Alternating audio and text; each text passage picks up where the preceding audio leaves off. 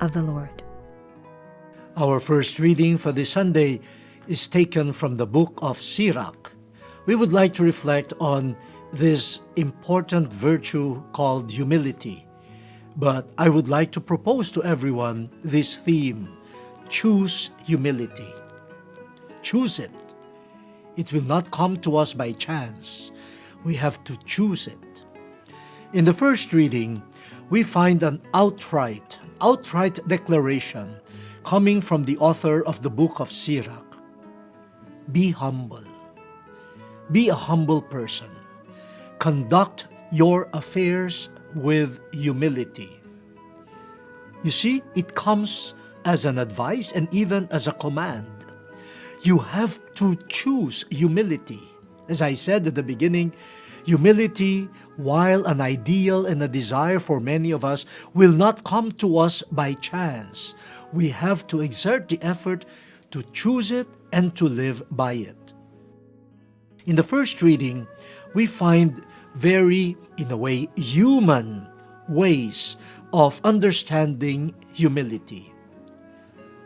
One such way is this: know your limits. There are things beyond you that you are not capable of, and so do not ambition to reach those things. So knowing your limits. The other thing that the book of Sirach says is, if something is too sublime for you, seek it not. No? Again, put some limits to your ambitions. Do not think of yourself in an unrealistic, magnanimous way, which is not really your true self.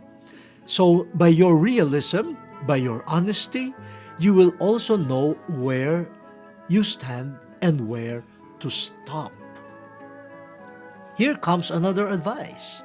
The greater you are, the more humble you should be.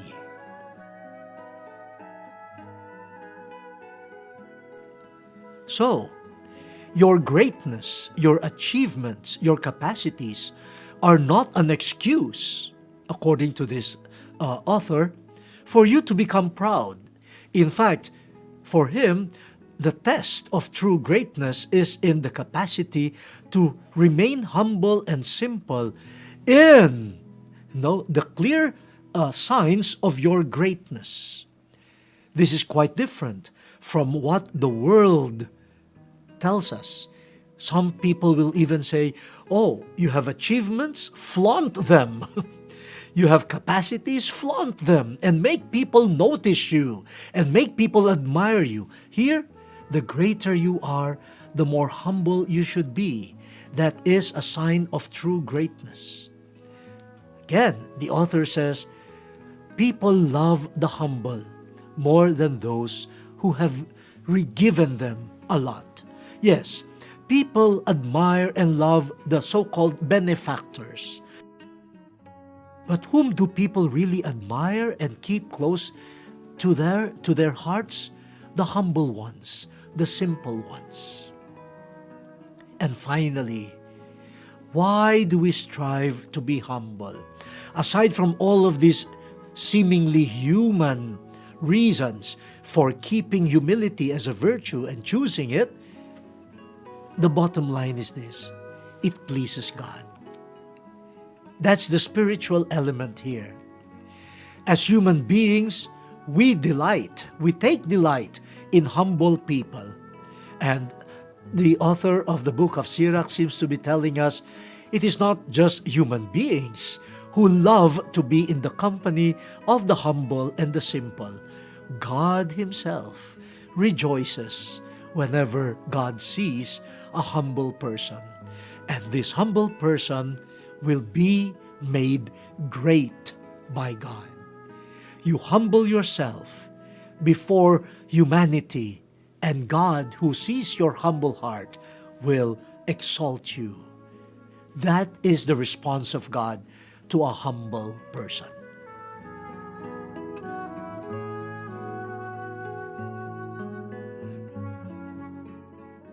Of the Lord. Our second reading for this Sunday is taken from the letter to the Hebrews. We are reflecting on the theme, Choose Humility. And this comes out very clearly in the first reading from the book of Sirach. Humility is not just pleasing to the eyes of human beings who detect it in someone. Humility also pleases God. In the second reading, we have some images which may lead us to a clearer understanding of humility. While the second reading does not talk openly or explicitly about humility, I think through the interplay of images employed by the author, we are also given a deep insight into humility, especially the humility of our Lord Jesus Christ. The second reading presents to us some sort of a contrast between the old law given to the people Israel through Moses and the new law, the new covenant, which comes to us through Jesus Christ. Remember the event in the Exodus, how the law, the commandments were communicated to the people. Recall the scenery. And the letter to the Hebrews reminds the readers and the hearers, remember the untouchable mountain. You should not come close to the mountain, you will die. And then the presence of God, accompanied with blazing fire, with smoke, with trumpet blasts, even with earthquakes, with lightning. Who would not feel afraid? You are before the great God, and the people just tremble.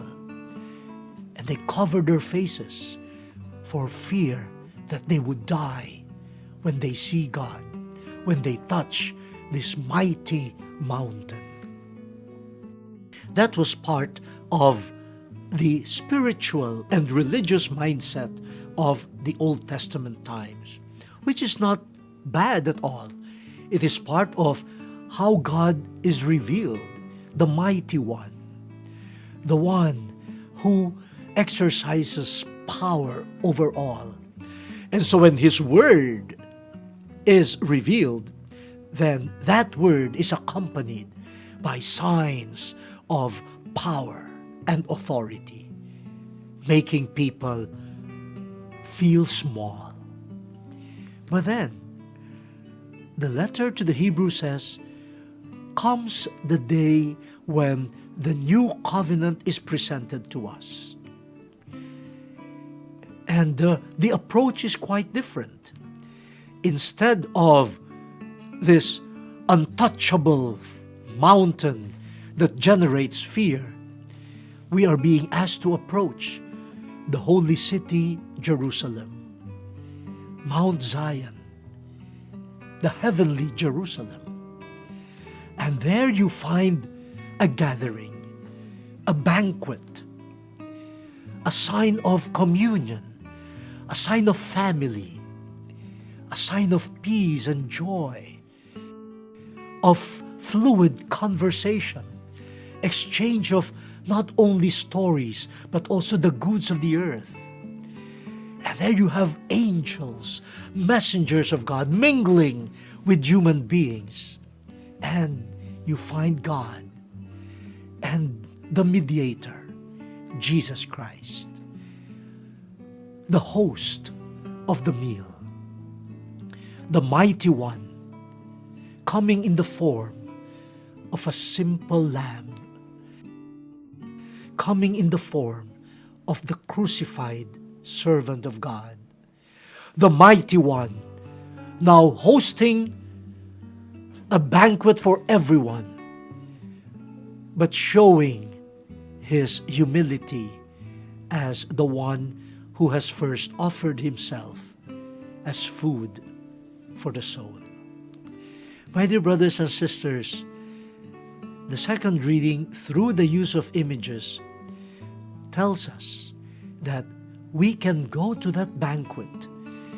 We can eat with Jesus, who became humble, Remember the many times Jesus ate with people, especially with sinners.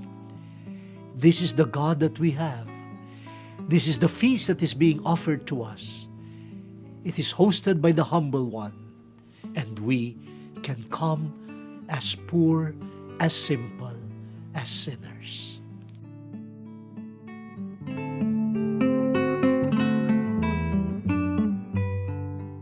Gospel of the Lord. Our gospel passage for this Sunday comes from the Gospel of St. Luke.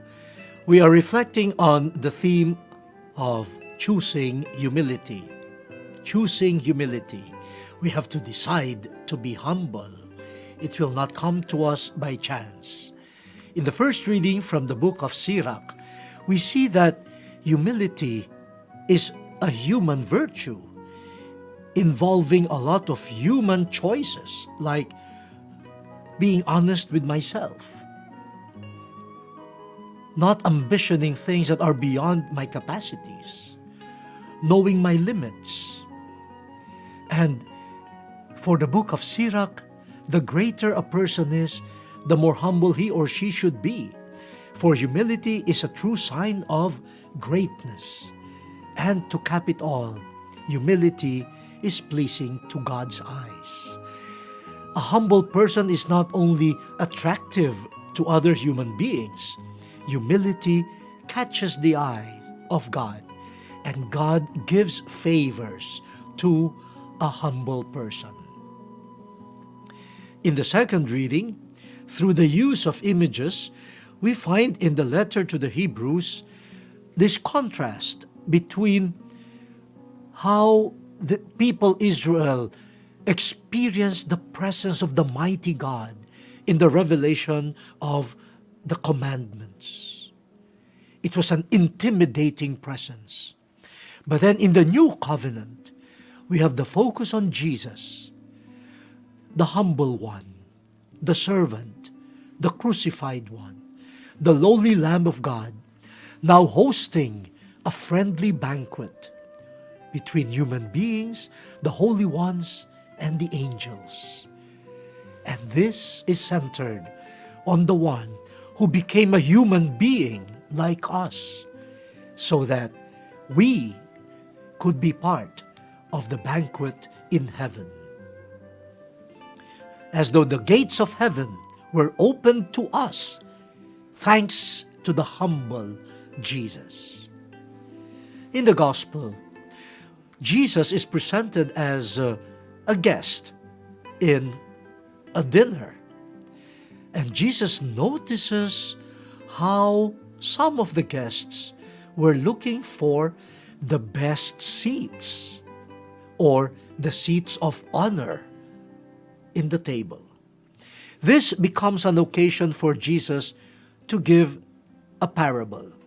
In fact, two parts, all leading us to valuable lessons about humility and purity of intentions when we deal with other people. The first part of the parable goes this way. I guess we're all familiar with it. When you are invited to a wedding banquet, do not choose for yourself the seat of honor.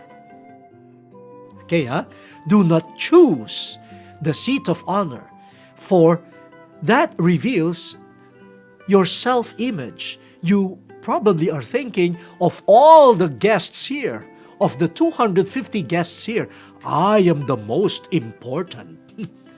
And because I think of myself that way, I automatically choose the best seat, telling myself, you deserve it. It is for you, because believe me, you are the most honorable guest here.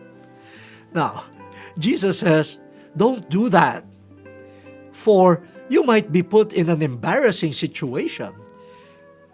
A guest more honorable than you might come, and the host will tell you, sir, ma'am, will you please stand up and go to a lower seat, because this one is reserved for my guest of honor. Now, how embarrassing it is for you. But I guess this is also common sense. If someone is in his or her right sense, you would not appoint yourself as the guest of honor. But I guess also, some people think of themselves that way. And they demand that they be treated as guests of honor. But Jesus is telling us, do not choose to be that. Do not even think of yourself as that. Wait for the host to bring you up in a way to exalt you to a higher position. What should we choose? We should choose the lowest seat. And the honor is a gift to us coming from the host.